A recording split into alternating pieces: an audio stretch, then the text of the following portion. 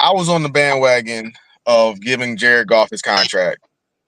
I feel like as an organization, you should just do the right thing.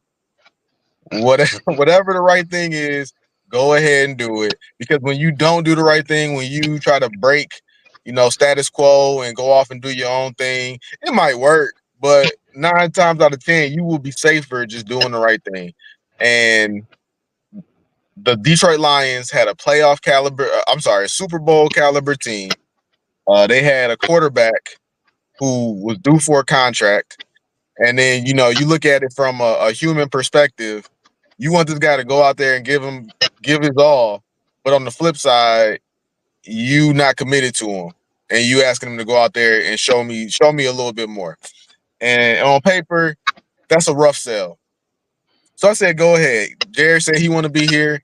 Lions fans love Jared Goff, and go ahead, make it happen. And they did. So now that we here, now that we are going forward, all expectations are on Jared Goff. And so far, what we have seen, not only is it not what we expected, but it's not even what we saw last year. We honestly we expected last year to be a little bit better because that's what everybody said coming into the season. The offense is going to be great. The offense is going to be great, and the defense is much improved. Well, the defense is much improved, but the offense is not great. And if I hear one more time somebody talk about the lack of Josh Reynolds, my head's gonna explode. Yeah, man. Josh Reynolds is not the problem. I mean, I've heard a number of people say that we need to play our starters in the preseason, and I mean, like I said, man, for me, it seems like the more games we play, we're slowly crawling back to the point that we were last year on offense, and I just feel like okay, Josh Reynolds is not the problem, but I feel like we do have a different offense. And I think they're still trying to figure it out. You know what I'm saying? I think they're still trying to figure how to incorporate JMO into the offense and get Tim Patrick into the offense. And I mean, it's slightly changed enough to where it's just thrown us off a little bit.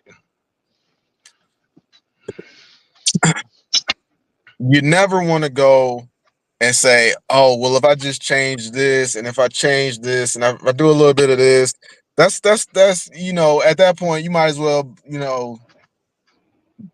just change everything. You don't want to change everything. What you need to do is you need to find the biggest common denominator and fix that.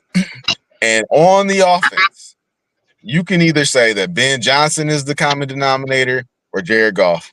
Now, I side in the Jared Goff camp because, like I said, we paid Jared Goff because he was an excellent game manager. He took what was there, and he just spread the ball out, and he was just so efficient. And that Jared Goff is perfect for this offense. The Jared Goff that we see now is trying to take that next step. He's trying to prove, in my opinion, that he deserves his contract, and he's trying to show off a little bit more. And we saw it in the first game of the season, incorporating JMO off the bat. Now, going into this game, they talked to Dan Campbell, and earlier in the week he said Jared Goff, he's doing a little bit too much. That's Dan Campbell said that. And then pregame he says that we just want to get back to the basics.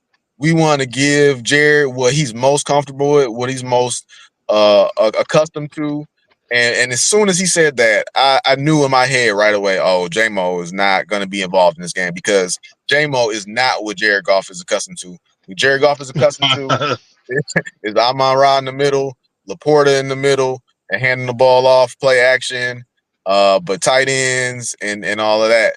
And that's pretty much what the game was. It wasn't nothing that I can remember. I don't remember any shots downfield for the most part.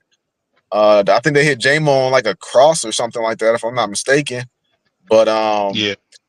yeah, man. My whole thing is that it's on Jared Goff to realize what he's gonna do and take control of this offense. Okay. So here we go. So I was on the other side of the fence with Jared Goff. It's not that I didn't want to. I did. It's not that I didn't want them not to pay him because as much as I was as much as I was I'm gonna go ahead and say it, hating on Jared Goff because of his first his last few seasons in LA and his first season here. I did not believe in the guy. You know what I'm saying? But slowly but surely, he earned my respect. You know what I'm saying? So it's not that I didn't want them to pay him because he earned that. What I had a problem with was the amount of years they signed him to. I figured, you know what I'm saying, I wanted like maybe 2 years, you know what I'm saying?